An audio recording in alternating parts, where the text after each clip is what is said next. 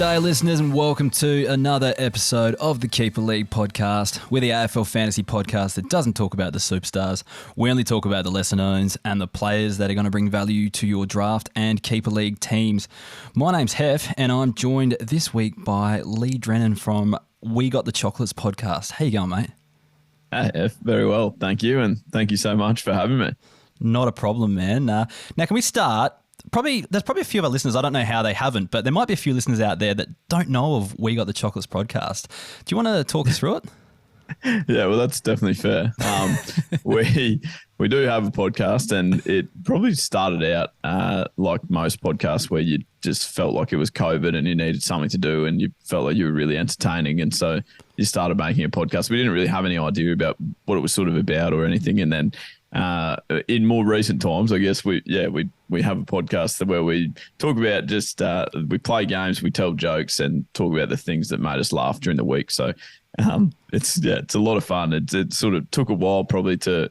When was COVID? 2019, I guess. So yeah, 2020. So it's been going for a while, and I feel like now we probably have some understanding of why we do it and what we do. But for the first probably year and a half, I don't think we did. We just grabbed a mic on a Monday night and off we went. Well, yeah, like it seems to be this crossover between like sport and comedy. Like when I first started listening, it was more of a sport thing, but now it seems to be just kind of, like locker room chat. Is that what you guys describe it as? Yeah, definitely. Exactly. Yeah, that's probably what it is, except I feel like sometimes when you say locker room chat, it gets real negative connotations, whereas our form of humour is just very stupid, like obviously dad jokes and yeah, very harmless. But I guess it's for like the kid in every adult. We find stupid things funny and hopefully some other people do as well. Well, speaking of the jokes and stuff, I did see you recently telling jokes to Australian cricketers. If you haven't seen that video, go and check it out. But Nathan Lyon is brutal to you guys. I don't think he laughs once and rates your jokes all about a 1 out of 10. So how was that experience? Yeah, correct. That was he. I don't think I'd be in trouble for saying that he wasn't in the greatest state when we got there because the test match had finished the day before where they won against South Africa. And so everyone was fairly happy and jovial, I would assume, the night before. So when we rocked up, I wouldn't suggest that he was the one that sort of, if you look in the video, Marnus looks very up and about, which is fairly consistent of his typical personality. Yeah, that's right. Nathan Lyon never at any stage looked like that, or that he wanted to be there, or that he was enjoying it. So I think the last thing he wanted to hear was sort of some dad jokes. But I then think he just leaned on that, how in every sort of like Australia's Got Talent or any of those, The Voice or whatever, there's always one judge that's like a real harsh critic. Yep. I think Nathan Lyon just lent into that and that played that role to perfection. It was very hard to impress. Oh, it's classic. If you haven't checked out the video, go and look at it and go check out their YouTube channel as well and Instagram. There's millions of followers on that. So these guys are legit. They do a good job of what they do and they're very, very funny. We'll get stuck on though. We've got you on today because you're a Brisbane supporter. You're a Queensland boy, born and bred, and fan of the Brisbane Lions. Yeah, well, I sort of fluctuated slightly when I came down and met you. I think half those years that I was living in Adelaide, it was hard to be a Brisbane supporter at that stage. They weren't winning too many games. So yep. I was sort of, I was like, hanging out with my mates. I'll get around the Adelaide Crows a little bit. I think at one stage I even bought an Adelaide Crows training singlet to wear to footy training. But deep down, always been a Brisbane man, hanging on to the success of 2000. The early 2000s. Well, it could be a good year for you guys because I love some of your inclusions this year and, only made it to the prelim, only needed one more game to get there. Come up against Geelong, who were very hard to beat last year. So there could be the next level for the Brisbane Lions coming up. But let's not get too far ahead of ourselves. We're going to get stuck into the show here. So before we begin, describe your fantasy game. Well, my fantasy game is, I guess, excitable character at the start of the season, very much into it, and this is my year, I'm going to win the car, that type of thing. And then typically around the buy, I've never got my buy strategy right, and then that has cooked me every year, and then I tend to lose interest. I'm a very poor loser, I guess, and so as soon as I start slipping away down the charts, that becomes probably where I need to have a look at myself and my commitment. That's all right. As long as you know a bit about the Brisbane Lions, we're more than happy to have you on board here, so it's all good. The first player, a Brisbane Lions snuff, so it should be all right there. Sorry. Awesome. Awesome. All right, the first player, we'll just kind of go over the premise. We've changed the format in this season, so we're talking about undervalued players first, then we're talking about some breakout contenders and some stash options. So we'll get stuck into the undervalued players first, and the first one I want to talk about is Jarryd Lyons. So his value basically has bottomed out since his omission from the final side. I don't think this was common knowledge because I think I might have missed it, but he actually had osteitis pubis for a lot of last year and missed a lot of footy. Missed footy towards the end of the year because of that. And he had some surgery. I think he actually played a lot of footy with that as well early in, which it left a lot of people scratching their heads because he'd come off 4 years of being an absolute jet and then probably struggled a little bit throughout last season until he eventually dropped out of the team. Yeah, absolutely. So the thing is he's had surgery in the off-season and he was actually spotted in Adelaide last weekend having a few sodas while the rest of his team was training up in Brisbane. So, yeah, I don't really know where that sits for owners of Jarryd Lyons and people are kind of backing him to kind of bounce back in fantasy. And I guess the other issue as well is he's not a walk-up starter, I don't think, anymore with the additions of Josh Dunkley and Will Ashcroft coming into the side as well. The thing is, I do think he'll play at some stage if he can get the body right. And when he does play, he'll play in that midfield role because they tried him up forward last year and it didn't really eventuate. It didn't really work out for him. So he has to play on the inside if he does play. Through injuries and stuff like that, we saw Rhys Mathieson get a big chunk of the last end of the season because of injuries and necessity and stuff like that. I reckon there's still a chance he'll play. It's just that I reckon he slides down the rankings a little bit because of his injuries and being omitted from the finals. Do you reckon that's a fair assessment?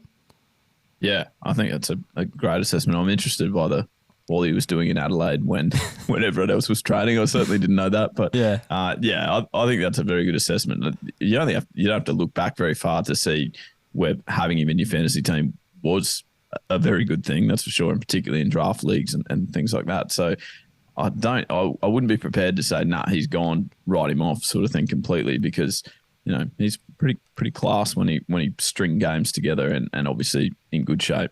Yeah, absolutely. He's one of those players that, he'll slide down your rankings. And if you can pick him up as a bench option or something like that, and if he comes on later in the year, bring him on and he could turn up for you every now and then. So, yeah, going to be undervalued this year. Not the fantasy star of past, but he'll be pretty handy in stages if he can get the body right, I think. Charlie Cameron, you must love this guy being a Brisbane supporter, yeah? Yeah, well, Mitch, who I do the podcast with, is my brother.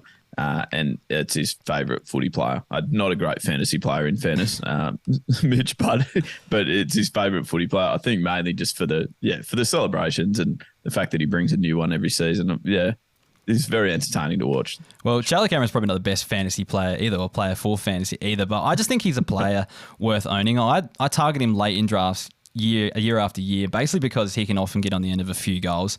When he does that, he kind of bumps his scoring up a bit. He scored 70 or above in 8 matches last season, so I'd happily take that from one of my last pick forwards. So Charlie Cameron, not a sexy name in fantasy, but definitely use him when you've got friendly matchups because he can kick bags. Do you reckon any more to add to that? Yeah, well, I was just going to say, I think he's a little bit, when he goes good, he goes really good. Yeah, exactly. And then there's other games where you is he playing? But the games where he does get plenty of the ball and kick a couple of goals early within the first quarter, they can be ones to be this could be anything, this score. Yeah, he's what we call a streamer in draft. I don't know if you know the terminology that well, but you stream him. You look at the matchups and you pick, whether he's likely to kick a few goals and stuff like that, and you bring him on. So yeah, definitely a good streaming option. No, I haven't heard that terminology, but I will be stealing it. No problems. Don't get it confused with streaker though, mate. That's completely different. Yeah, all right? That is true. Rhys Mathieson is the next player I want to look at. I think he's way down the depth chart at Brisbane this year. I don't think it's too much of a look. But the interesting thing is he does have forward status in AFL fantasy. So AFL fantasy forwards are really hard to come by this season. So if he can do what he did last year and there's a few injuries late in the season or they need to rest a few players, he comes in, goes straight into the midfield. He could be a really good addition to your forward line for a 1 or 2, 3 rounds type thing and pump out a few good scores.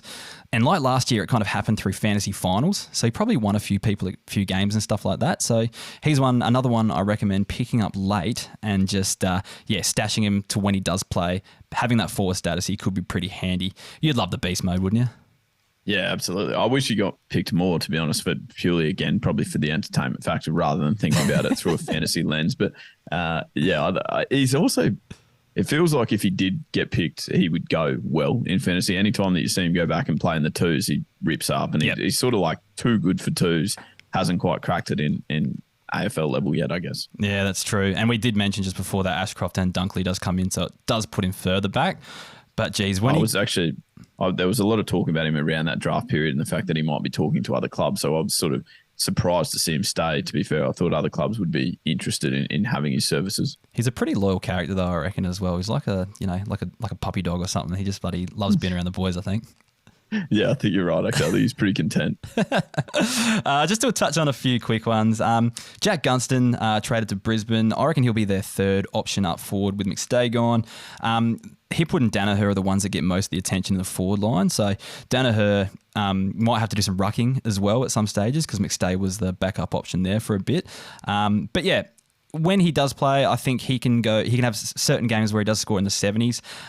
Gunston may not be the fantasy beast as he was in the past, but I think not getting as much attention, being like the third string forward, he could be a handy pickup given that shortage of forwards that we talked about before. Are you happy with his inclusion? Yeah, certainly happy, but probably more so from like a leadership perspective and having, I guess, an experienced forward in that forward line. It's maybe as Joe Danaher is pretty experienced, but he seems to frustrate Brisbane supporters at times with his probably just, I don't know.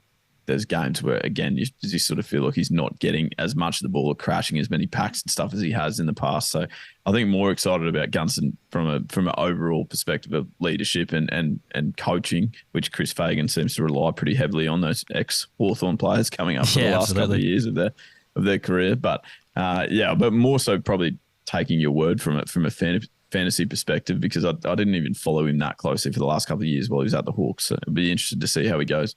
Yeah, he's been pretty injured over the last couple of years, but like if you can get the body right and not being relied on as much like he was at Hawthorn over the last couple of years when they've been down in the dumps and stuff like that. So I reckon that could be like a real boost for him there. Last one I'll touch on, a few people just chatting about this one on Twitter. Connor McKenna, ex-Essendon player, went back to Ireland for a bit, now back at Brisbane. Plays the right type of game for fantasy, but he's never excited me in the past, so he's just not really one I'm looking at. I'm willing to look elsewhere. But we'll move on to some breakout contenders. The one for me that really excited me through the finals was Darcy Wilmot. You were at some of these finals, weren't you, when he was debuting? What did you think of his debut? Well, the first thing I noticed about him was he had two different coloured boots on, which I found very strange. I know when we used to play footy, if someone did that, you'd be like, this guy needs a hiding. But then he backed it up. He got the crowd incredibly excited with just, I think you notice how fast he is. And then his ability to he just wants to run and take on defenders and try and break lines, I guess. It's pretty exciting to watch. He did, I think he got caught a couple of times, which is quite funny, but I love to see the aggression and the willing to take on the game there. I actually saw a clip that came out on socials today of him doing exactly the same thing, really, just kind of, I think he crashed into a bin on the sidelines and then ran around three players after that. So, yeah, pretty interesting to see. But plays the right type of game for fantasy. On that half back line, not afraid to take the game on, as we mentioned. With a bit more experience under the belt and actually getting a game in the regular season, I think he could be one to watch for 23. Even if it doesn't eventuate, I think he's one to watch for the future because he's a good young player, just needs a bit of opportunity, and I think he's a breakout candidate for this year. Don't you think? Yeah. And I think that they will probably think he'll be pretty close to playing early, just because one of the criticisms that the Lions backline gets, is for being too slow a lot of the time. So Wilmot is certainly not that. And so if they are looking for some speed across that sort of half back line, which is what he was doing, then I think that he'll be right in the mix. Yeah, absolutely. No, I'm hoping he gets a game early because he shows so much potential for fantasy. Next one, Keidean Coleman. You could argue he's already broken out, but he didn't average over 80 last year just due to the injuries and stuff like that, so he doesn't really fit the breakout mould on the numbers. But yeah, missed a lot of 22 through injury. When he's fit and firing, he should comfortably average above 80. Did you see his season coming last year? No, not at all. I know there was always a lot of chat about how good of a kick he was. They were talking about Daniel Rich, I think, actually, when we interviewed him, talked about the fact that Keidean Coleman was like just an elite leg. And I probably must admit that when I heard it, I was like, it took me by surprise, but I was like, I can't even remember really sort of watching him sort of watching him play a great deal, and then this year he just killed it. So obviously Daniel Rich knows a lot more about footy than I do. Well, he's in the inner sanctum. Surprising. So, yeah, he's in the inner sanctum, so he's probably going to know the ins and outs. But maybe our listeners should start listening to your podcast a bit more to get some inside tips like that. Because I think that was a very one-off thing. It was really random. It wasn't even a question we asked. It just somehow came up in conversation. So obviously Daniel Rich was very impressed by him. Yeah, well, that's good. Well, there might be a few gems here and there. We'll move on to the stash options now. Look, since running the stash, what's the stash mean? So the stash means they're not going to be good this year, but because it's in a keeper league, we can keep players from year to year. We're stashing in for the future. So I'm in two minds. I wanted to put this guy in the breakout category, but I'm going to keep him in the stash option, and that's Deven Robertson. So here's my reasoning. So we talked about Ashcroft, we talked about Dunkley. This guy probably needs to be an inside midfielder if he's going to be a good scorer. It's where he played his junior footy, all that sort of stuff. But in the finals, he played a lot on the wing and was actually really good, scored pretty well. The issue, I think, is with those new additions, we're going to see Jarryd Berry get pushed back out to the wing. He was playing in the midfield a bit more.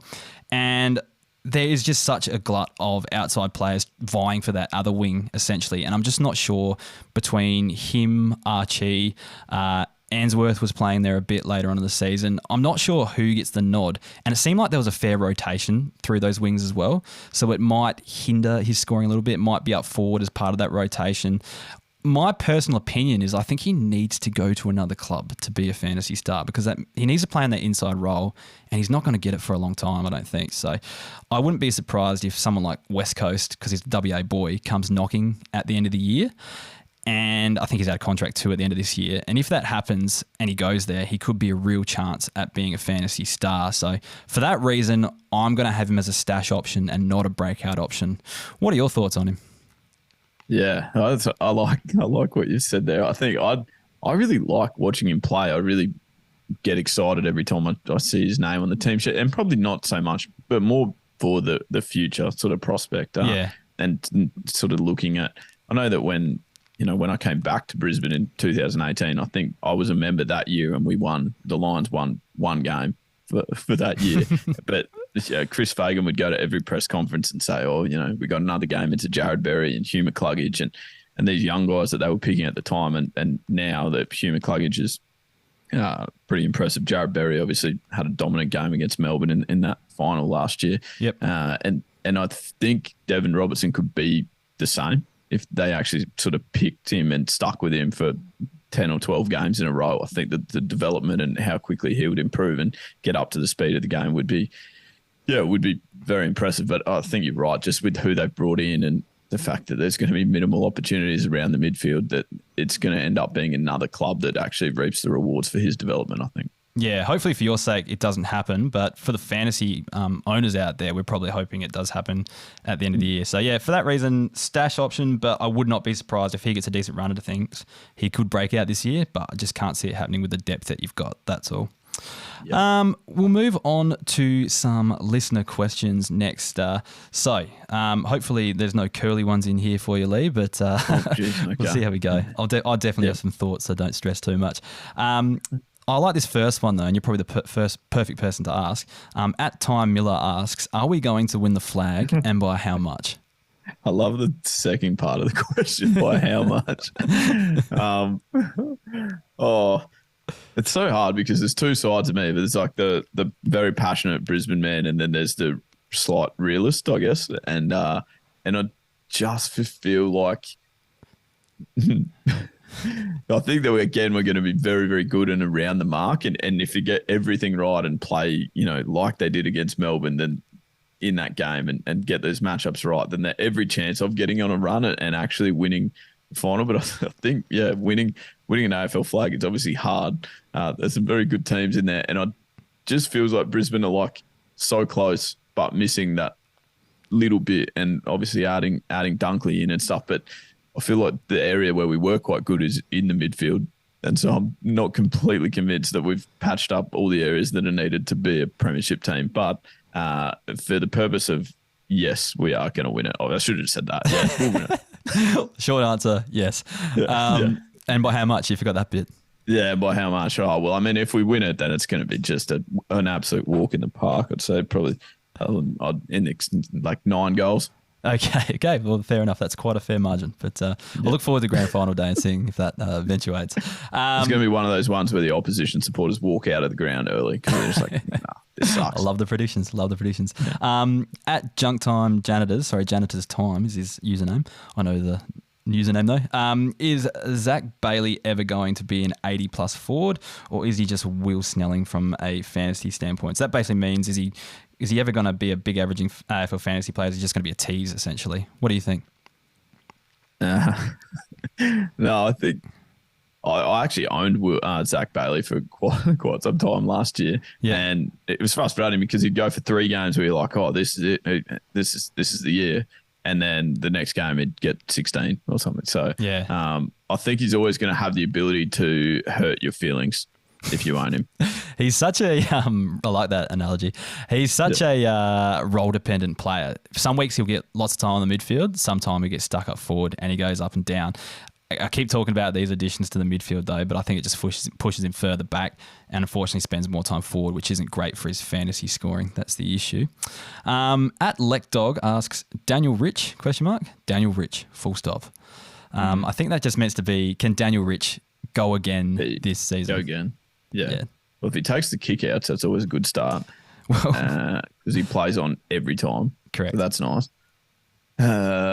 I think they'll keep picking him, to be honest. So I don't think like game time will be any issue because otherwise I don't think he would have hung around again for this year. If he felt like he was sort of on the outer, then I think it may potentially have been, well, I'll hang him up now. Yeah. So I don't think game time is any issue. Yeah, and I don't know. He does seem to get a lot of the ball.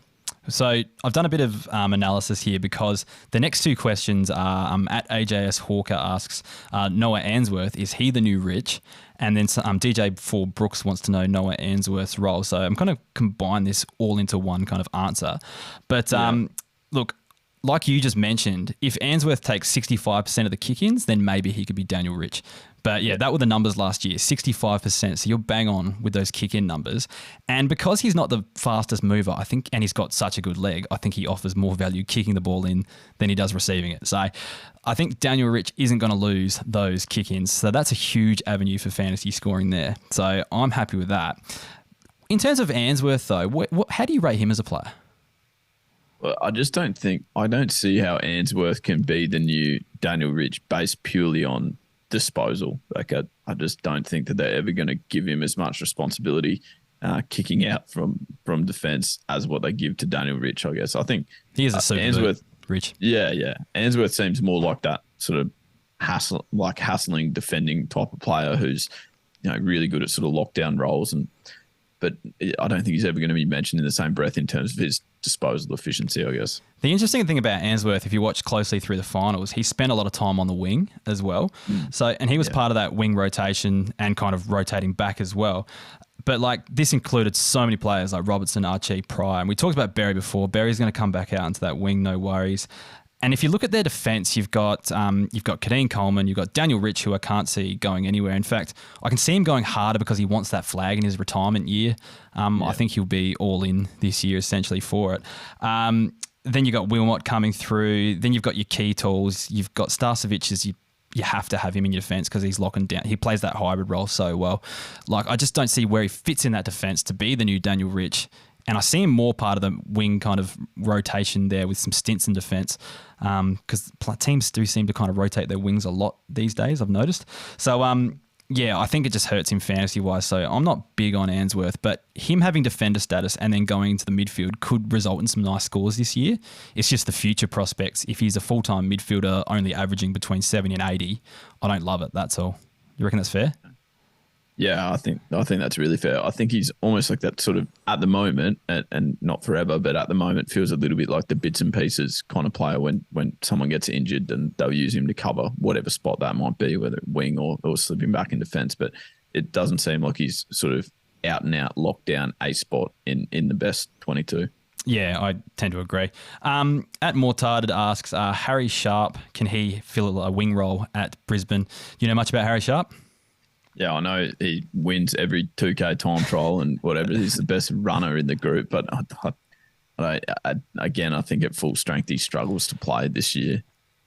He was actually picked as a 17-year-old to debut in his first of game, but we never really seen him since. So there must be some potential there, but I'm just not sure if it translates to fantasy. He might be one of those better athletes than footballers, I tend to think, maybe. Gun athlete. That's right. And he won it again this year in the first preseason. That was like one of the first posts that the Brisbane Lions put up. But there's no questioning of his aerobic capacity. But how that transitions to getting picked in a footy team, we probably haven't seen a lot of it. It's minimal opportunities so far. Yeah, I think there's way more players ahead of him that will get a go on the wing than Harry Sharp. Maybe as like a smaller forward or smaller defender role maybe, but even then, I still think it's far away. Last one is, we've kind of talked about this already, but at Fantasy Gun AFL, he asks, Jarryd Berry, is he a keeper now with their new recruits? I feel like I just can't justify it anymore. For me, in terms of the keeper league perspective, like if he's your worst midfielder, you're doing okay. He'll round out your midfield still fine. He'll get you 80 every second week type thing, playing on that wing. It won't be as nice as when he's playing the inside role and putting up those big scores. But like, if you have to drop someone like Jarryd Berry, you're doing pretty well. That's my assessment. Yeah, I would agree. I think that, you're in a good position if you're worried about him as in your midfield. I think that he's still very, very highly regarded and respected across a number of roles. He's the only thing that hurts with him is he also seems to be the number one pick when they need to stop someone. Yeah. Like the Clayton Oliver last year. But then even when he played that tagging role, he actually seemed to take him closer to the ball and get him to better spots sometimes. Yeah, it's funny that happens to some players. So and he seems to be one of those players who can, still score well when he's doing those accountable roles as well. So yeah, like I'm keeping Jai Caldwell, who I'd rather Jarryd Berry ahead of him, that's for sure. So like drop him if you have to, but he still offers something for me. Anyways, we might wrap it up in a sec, but on your podcast, Leigh, you guys are notorious for telling jokes. You were actually asked, we talked about this before, you were asked to tell jokes to the Australian cricket team. So just wondering, do you have any good AFL/football related jokes? Well, I think because I was in Adelaide and Brisbane were terrible, I always used to be the butt of a lot of AFL jokes I feel like are very... the put downs to clubs, we used to get like people used to ask me like, what's the difference between a firefighter and the Brisbane Lions? A firefighter knows how to climb the ladder and stuff like that. And then there was like a Fremantle. This is the Fremantle one's like, what's down this ship that hasn't docked at Fremantle? The Premiership. Yep. Yeah. But I think my go-to AFL joke, which it doesn't even really like check out, to be honest. Like it would be better if they played for the same team so that it made more sense. But did you hear that Nat Fyfe actually lost his Brownlow? No, I didn't.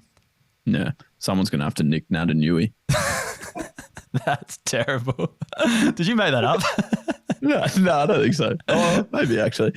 No, I don't know. I've told it a few times whenever I'm in AFL circles, and it's never gone down very well, but I keep backing it in. Yep. Maybe one day it'll have its breakout there.